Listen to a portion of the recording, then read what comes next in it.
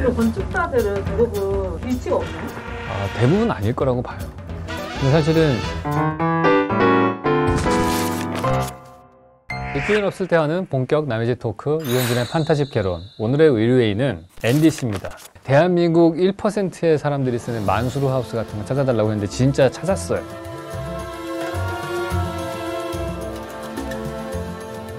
전 놀랐던 건 뭐냐면 호화주택은 있어요. 여러분들이 모르셔서 그렇죠. 엄청나게 많은데 대부분 다 노출이 안 됩니다. 왜냐하면 그 안에 패닝룸 같은 것도 있고 비밀 금고도 있고 그러기 때문에 심지어는 그 원자폭탄 터졌을 때 살 수 있는 그런 벙커 같은 거가 있는 집도 있고요. 그러지 않겠어요? 내가 돈이 많으면 걱정이 많아질 거 아니에요. 그래서 그런 집들은 노출되는 걸 싫어하죠. 근데 이 집은 두 가지가 저는 특징인 것 같아요. 일단 첫 번째로는 이 집이 옆에서 봤을 때 땅이 이렇게 깊었거든요. 건물이 어떤 식으로 놓여져 있냐면요, 여기에다 땅을 파서 들어갔어요. 근데 포인트는 뭐냐면은 제가 빗금친 부분은 땅에 묻혀있는 부분이란 말이에요. 그렇기 때문에 여기가 제 1층이고 여기가 제 2층이지만은 여기서 봤을 때는 그냥 2층처럼 보이고 여기 3층처럼 보이는 거죠. 건축 법 중에 뭐가 있냐면요, 절반 이상이 땅에 묻혀 있다. 그러면 얘는 지하로 쳐요. 이런 부분들이 다 지하로 카운트가 돼요. 그럼 뭐가 좋으냐? 용적률이 안 들어가요. 실제로 여기에 뭐 100%를 지을 수 있다. 그러면은 100% 계산할 때 여기 부분은 안 들어가는 거거든요. 그래서 이제 높게 지을 수가 있었던 거죠. 그래서 앞에서 봤을 때 도로가 있는데 얘 혼자 이렇게 되게 높은 거의 상가 같은 느낌의 건물이 나왔어요. 일로 들어갔잖아요. 문 열고서 쫙. 근데 이 땅의 모양 자체가 되게 독특했습니다. 여기가 상가들이 막 있어서 커피숍도 있고, 근데 이 집만 땅 모양이 어떻게 되면 이렇게 뒤로 뭐 이런 모양이었던 것 같아요. 근데 건물을 배치를 할 때 어떻게 했냐면 이렇게 배치했습니다. 약간 커브로지게 했어요. 그러면서 여기가 마당이 됐어요. 이 부분이. 이 건물의 계획에서 제일 중요한 부분은 이게 커브로 되어 있다는 게 제일 중요한 거예요. 이거에 되게 유명한 작품이 하나 있어요. 슬로우 하우스라고 딜러 앤 스코피디오가 설계한 집이 하나 있습니다. 이런 모양으로 되어 있어요. 이 단면도를 우리가 쭉쭉쭉쭉 끊잖아요. 그럼 어떻게 되겠습니까? 얘를 끊으면은 이렇게 높게 나오고요. 얘를 끊으면 되게 조그맣게 나오겠죠. 그래서 여기서부터 여기까지 쭉 걸어가는 동안에 공간이 계속 단면이 바뀌어요. 프로포션이. 그래서 지루하지 않은. 이 집도 이렇게 커브로 되어 있기 때문에 우리가 강북의 골목길에서 이렇게 꼬불꼬불한 길을 갈 때 앞에 끝이 안 보이는 것과 같은 효과가 나는 거죠. 걸어갈 때마다 조금씩 그 언베일링 한다고 그러죠. 이렇게 벗겨나가면서 그 다음 공간을 찾아 나가고 맨 마지막에는 짠 하고서 그 송도의 항구 뷰가 딱 나오는 그런 공간이 나오는 거죠. 그래서 얘가 만약에 건축가가 얘를 직선으로 설계를 했다 그러면 여기 끝에 있을 때도 송도뷰, 여기 와도 송도뷰, 여기 가도 송도뷰. 지루할 수밖에 없는 거죠. 그거는 안 좋은 계획 아닌 거예요. 근데 땅 모양도 그렇고 이 특징을 잘 캐치하신 것 같아요. 이 집이 사실은 건축주분이 나이가 드신 좀 어른이셨는데 그분이 자수성가를 하셨잖아요. 그래서 과거의 골목길의 추억들이 있는 것처럼 해서 계단이 막 많고 이런 걸 했는데 왜 이분이 옛날을 생각하면서 골목길을 떠올렸을까? 옛날에 살던 집도 있을 거 아니에요. 근데 그 집에 대해서 얘기는 안 하고 골목길이 좋았다는 거예요. 근데 우리 어렸을 적을 생각해보면 골목길에서 딱지치기도 하고 뭐도 하고 다 했단 말이에요. 실제로 거기가 사람들을 만나고 친구를 만나고 시간을 더 많이 보내던 공간이죠. 어찌 보면은 못 살던 우리 옛날 시대에는 골목길이 리빙룸인 거예요.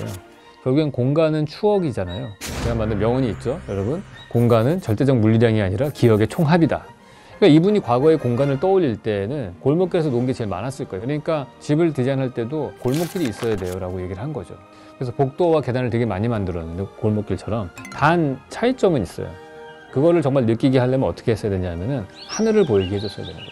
골목길과 복도의 가장 결정적인 차이는 골목길은 천정이 없어서 하늘이 보이고 복도는 천정이 막고 있다는 거거든요. 계단실에 올라갈 때 천창을 크게 뚫어서 햇빛이 떨어지게 한다든지 이런 작업이 있어야 돼요. 근데 다 여기서 또 중요한 거는 똑같은 골목길이라고 하더라도 단면의 형태가 되게 중요하거든요. 만약에 우리가 그 도시를 재건축을 한다고 생각을 해보세요. 예를 들어서 우리 옛날 집들은 보시면은 다 이런 형태예요. 집은 여기 있고 담장이 다 있었단 말이에요. 그리고 여기 나무가 있으면 나무도 보이고 하늘도 보여요. 그러니까 하늘이 보이는 면적이 되게 넓어요, 사실은. 근데 만약에 우리 골목길을 보존해야지 하고서 이렇게 보존한 다음에 건물 여기다 갖다가 이렇게 4층짜리 지어보세요. 그럼 풍경이 완전히 유럽 골목길 풍경이 되는 거예요. 과거의 골목길과는 다른 거죠.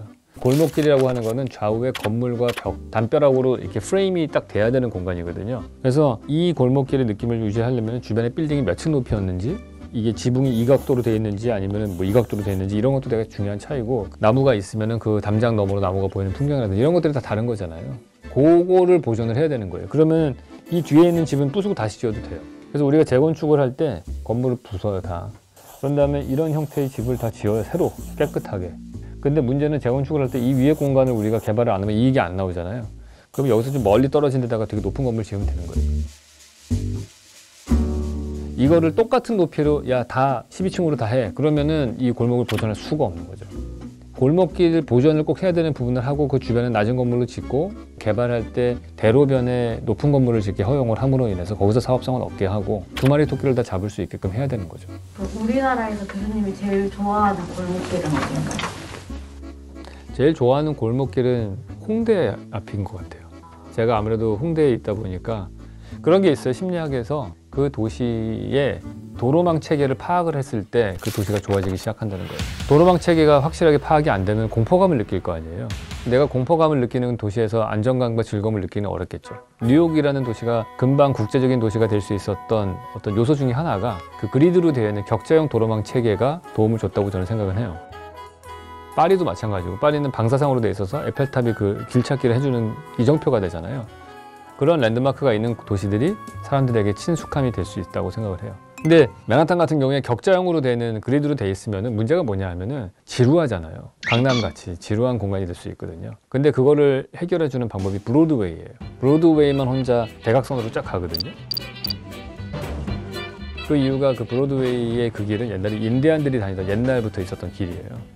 이걸 보존을 한 거죠. 그게 정말 신의 한 수인 거예요. 그게 만약에 없었다면은 맨하탄은 정말 지루한 도시로 끝났을 거라고. 근데 브로드웨이가 있기 때문에 격자형과 브로드웨이가 만나는 그 삼각형의 모양이 만들어지죠. 거기가 타임스퀘어예요. 각각의 유명한 스퀘어들은 다 그 결절점에 있어요. 그런 것들이 변화도 갖고 오면서 길 찾기도 쉬운 도시를 만들 수 있었던 거죠. 교수님은 길을 좀 잘 찾는 편이에요? 네, 저는 공간 지각이 되게 좋아요. IQ 검사할 때 공간 지각으로 점수 따고 수열해서 까먹는. 건축가들은 대부분 길치가 없나요? 아, 대부분 아닐 거라고 봐요. 여기서 괄호치고 좋은 건축가는. 좋은 건축가 중에 길치가 있을 가능성은 적다. 저도 그렇게 생각을 합니다.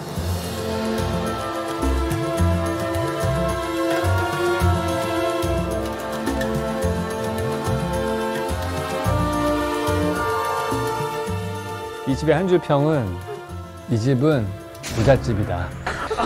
아, 끝인가요?